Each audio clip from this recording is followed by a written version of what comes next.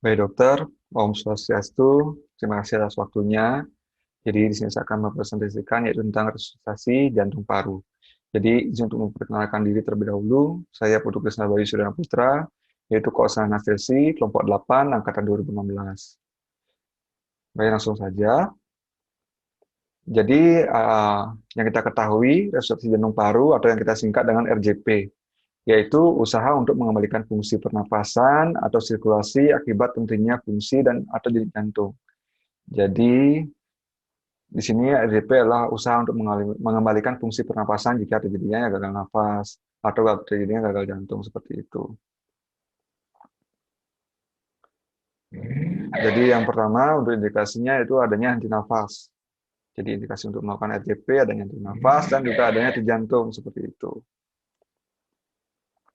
Untuk etiologinya sendiri, di mana untuk henti nafas atau respiratory arrest, di mana yang pertama untuk etiologinya yaitu adanya sumbatan dalam nafas seperti benda asing, aspirasi, lidah yang jatuh ke belakang, seperti itu. Misalnya ada depresi pernafasan, yang pertama sentral, bisa akibat karena obat untuk intoxikasi, bisa karena tenggelam, bisa terjadi karena setelah henti jantung, dan lain-lain. Yang perifer, bisa karena obat pelumpuh otot, penyakit misalnya grafis, yang dimana misalnya grafis sendiri, yaitu kelainan pada yang menyebabkan otot-ototnya itu menjadi lemah, sehingga menyebabkan terjadinya kelemahan pada otot sehingga terjadinya gagal nafas seperti itu. Sementara untuk henti jantung atau cardiac arrest, di mana yang pertama untuk penyakit kardiovaskular bisa karena jadinya fibrillasi atrium, infark miokard akut, emboli paru. Jika kurang oksigen, bisa terjadi karena benda asing saluran nafas dan hipoksia. Untuk kelebihan dosis obat, bisa terjadi karena digitalis dan antidepresan trisiklik, anestesi, dan pembedahan. Untuk gangguan asam basah bisa karena hipokalemia atau hiperkalemia dan lain-lain. Nah, baik. Jadi untuk tanda-tanda henti nafas, di mana jika kita menemukan seperti ini, bisa kita harus bertindak secara cepat, di mana ada aliran udara di hidung. Aliran udara di hidung atau mulut tidak dapat didengar atau tidak dapat dirasakan. Yang pertama.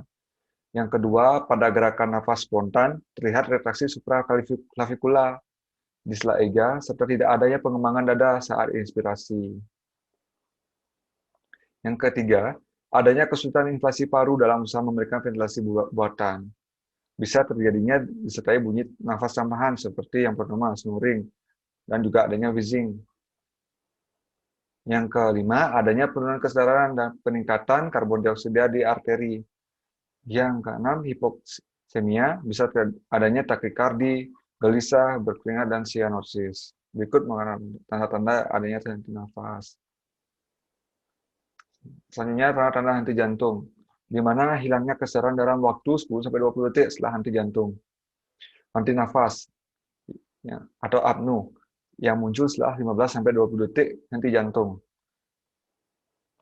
Yang beda terlihat seperti mati, yang warna kulit pucat, seperti itu, warna kulitnya pucat, sianosis, seperti itu. Pupil dilatasi dalam waktu 40 detik setelah henti jantung. Bisa terlihat adanya pupil dilatasi. Tidak teraba denyut arteri yang muncul setelah henti jantung, seperti itu. Nah, berikut merupakan algoritma dari bantuan hidup dasar. Yang pertama, jika tidak adanya respon, tidak adanya pernapasan, tidak adanya tidak normal, tidak teratur. Yang pertama bisa kita lakukan yaitu kita menghubungi emergensi, bisa menghubungi ambulans. Jika ada defibrilator, bisa mengambil defibrilator. Bisa cek. Setelah itu, jika kita sudah menghubungi, kita langsung bisa lakukan resusitasi jantung paru. Di mana tekan dengan kuat, tekan dengan cepat, seperti itu.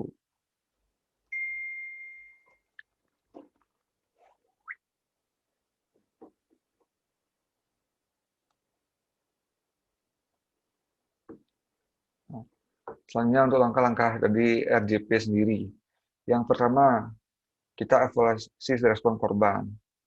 Yang sebenarnya seperti yang tadi sesuai algoritmanya, mengaktifkan emergency medical service, bisa menghubungi ambulans, seperti itu. Memposisikan korban. Yang keempat, evaluasi nadi atau tanda-tanda sirkulasi. Yang kelima, menentukan posisi tangan pada kompresi dada. Nanti akan dijelaskan lebih lanjut. Yang keenam, kompresi dada. Yang ketujuh, bantuan nafas dari mulut ke mulut. Yang ke-8, jika sudah selesai, evaluasi kembali. Yang ke-9, yaitu evaluasi pernafasannya. Seperti itu. Yang pertama, kita memastikan circulation. Tujuannya untuk memeriksa nadi, bila tidak ada nadi, memberikan kompresi jantung, seperti itu. Teknik pemeriksaan nadi meraba dengan arteri karotis dengan kedua jari telunjuk tangan, seperti ini. Bisa dilihat di arteri karotisnya. Yang kedua, menundukkan posisi tangan pada kompresi dada. Jadi teknik kompresi dada terdiri dari tekanan ritmis berseri pada pertengahan bawah sternum, tulang dada. Yang pertama, pertengahan posisi head tilt. Telusuri batas bawah tulang iga dengan jari sampai ke tengah ujung sternum. Yang kedua, letakkan jari di sebelah jari tengah. Yang ketiga, letakkan tumit telapak tangan di sebelah jari telunjuk, seperti itu. Bisa dilihat pada gambar. Jadi seperti ini posisi tangan yang seharusnya.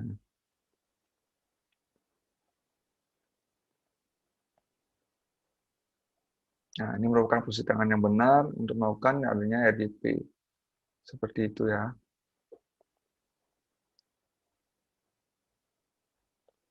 Nah, berikut merupakan kompresi jantung pada dewasa, anak, dan bayi. Nah, ini merupakan kompresi jantung pada anak dewasa di atas 8 tahun. Ini merupakan pada anak-anak pada yang bisa menggunakan seluruh tangan 1-8 tahun, sedangkan pada bayi menggunakan jari tengah dan jari telunjuk, seperti itu, dengan menenggak, seperti itu. Karena tekanan yang diberikan pada setiap umur berbeda, karena kekuatan dari dada tiap umur berusia beda-beda.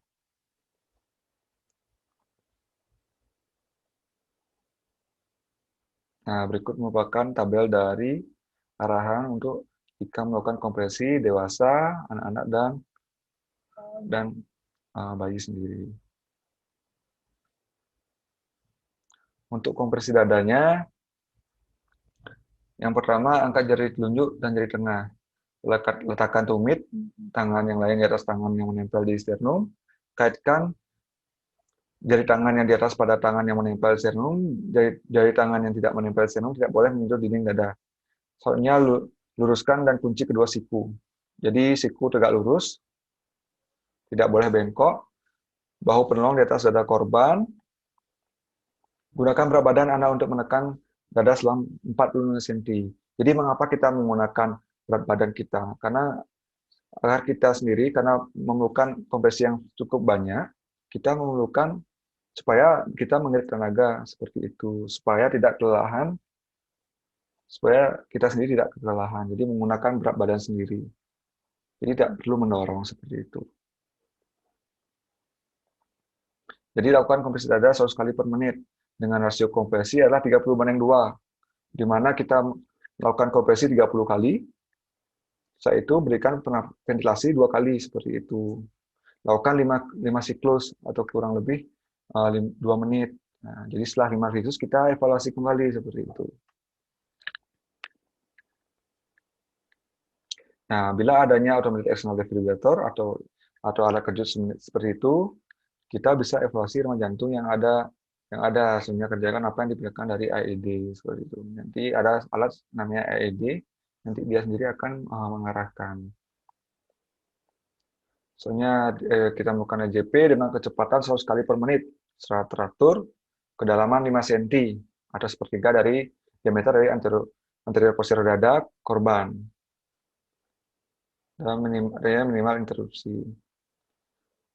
Soalnya kita airway-nya kita membebaskan nafas dengan head tilt chin lift. Nah, seperti gambar di sini. Jadi dengan kita melakukan head tilt chin lift, jadi jalan nafas menjadi bebas dan tegak lurus dan tidak adanya hambatan seperti itu. Nah, kita juga bisa melakukan jaw thrust dengan mengangkat pada korban yang diduga ada patah tulang dengan jaw thrust. Jika ada patah tulang pada leher, kita bisa melakukan jaw thrust dengan mengangkat bagian tulang dari mandibulanya, seperti diangkat seperti itu. Soalnya kita look, listen, and feel. Nah, kita bisa melihat pengembangan dadanya, mendengar adanya saluran nafas dan merasakan adanya nafas dan adanya tekanan nadi, apakah ada nadi seperti itu. Look, listen, and feel seperti itu. Soalnya breathing dengan bantuan mulut penorong, mouth to mouth, mulut antar mulut dan mulut antar hidung. Ya, bisa dilihat pada gambar. Yang kedua, kita bisa membereskan nafas dengan alat intubasi dengan laryngoskop yang bisa kita lihat biasanya kita lihat di IBS sendiri sebelum terjadinya dilakukan general anestesi, dilakukan intubasi seperti itu dan dipasangi endotracheal tabnya. Nah, ini merupakan gambar teknik intubasi endotracheal menggunakan laryngoskop.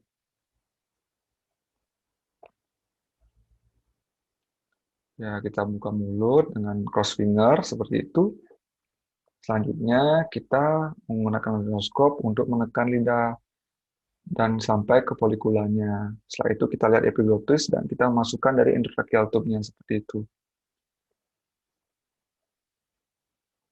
Soalnya jika kita sudah melakukan RJP, kita evaluasi nadi, tanda-tanda sirkulasi, dan pernafasan setiap 5 siklus dengan yang seperti disebutkan tadi, yaitu 30 banding 2, di mana kita melakukan kompresi 30 kali dan 2 kali melakukan ventilasi seperti itu. Jadi jika nadi tidak teraba, lakukan RJP sebanyak 30 banding 2 lagi. Jika nadi teraba, periksakan nafasnya. Jika tidak ada nafas, lakukan nafas 8-10 kali per menit. Jadi setiap tiupan itu 6-7 detik. Seperti itu. Jika nadi dan nafas ada, letakkan korban pada posisi recovery. Soalnya evaluasi nadi dan tanda-tanda sirkulasi. Dan pernafasan tiap 2 menit. Selanjutnya untuk posisi recovery sendiri, langkah 1, posisikan korban. Lipat lengan kanan korban, luruskan kaki kiri dengan telapak tangan menghadap ke atas dan bawah paha kanan. Yang kedua, lengan kanan harus dilipat, disilangkan di depan dada dan tempelkan punggung tangan pada pipi kiri korban. Yang ketiga, dengan menggunakan tangan yang lain, tekuk lutut kanan dengan sudut 90 derajat. Langkah kedua, gulingkan korban ke arah penolong. Seperti itu dengan melakukan rock roll seperti itu ya. Jadi tempelkan tangan pada tangan korban di pipi, gunakan tangan yang megang pinggul korban dan gunakan kemaluan Anda sampai berbaring miring seperti itu. Gunakan lutut untuk menyangga korban pada saat menggulingkan agar tidak terguling. Soalnya langkah posisi akhir dari recovery, pastikan kepala, pipi korban dialasi punggung tangannya seperti itu.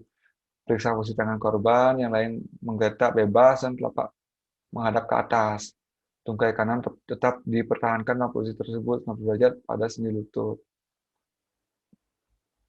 Selanjutnya monitor nadi, tanda-tanda sirkulasi, dan pernapasan setiap beberapa menit seperti itu. Jadi ini pertimbangan untuk stop RJP. Jadi pada saat jadi di sini kita akan ketahui jika telah timbul kembali pertimbangan untuk stop RJP jika telah timbul kembali sirkulasi dan ventilasi spontan dan efektif. Jika tidak ada respon dalam 30 menit. Jadi setelah dimulai RJP ternyata pasien berada dalam tidur akhir penyakit. Yang keempat, penolong kelelahan. Yang keenam, lingkungan jadi berbahaya bagi penolong. Soalnya RJP diambil oleh yang bertanggung jawab. Jadi udah ada yang melakukan RJP, kita berhenti melakukan RJP seperti itu. Soalnya bantuan hidup lanjut, advanced life support, di mana untuk memulai sirkulasi spontan bisa melakukan obat-obatan, bisa diberikan obat-obatan, bisa EKG, fibrillasi, yaitu pengalihan sirkulasi spontan dengan alat defibrilator, seperti alat kejut listrik.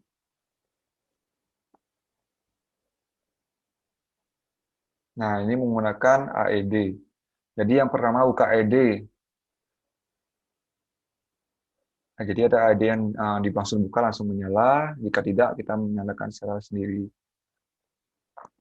Selanjutnya tempelkan patch pada dinding dada. Selanjutnya tempelkan seperti patch tersebut pada dinding dada. Selanjutnya kasih AED itu menganalisa irama jantung dengan kita tidak boleh menyentuh pasien. Nah, tetap jaga jarak karena di sini pasien akan diberikan kejutan listrik seperti itu. Supaya kita sendiri tidak juga terkena kejutan listriknya. Untuk prolong life support, itu setelah pengelolaan intensif pasca resusitasi, yang pertama gogging, yaitu menurunkan atau memberi terapi. Kemudian melihat sampai jauh mana pasien bisa diselamatkan. Kedua, human mentation, memulihkan fungsi otak dan kejiwaan mental. Yang I, intensive care atau perawatan secara intensif. Baik, sekian dokter presentasi dari saya. Mohon maaf jika ada kesalahan. Mohon bimbingannya selalu. Om Santi Santi Santi Om.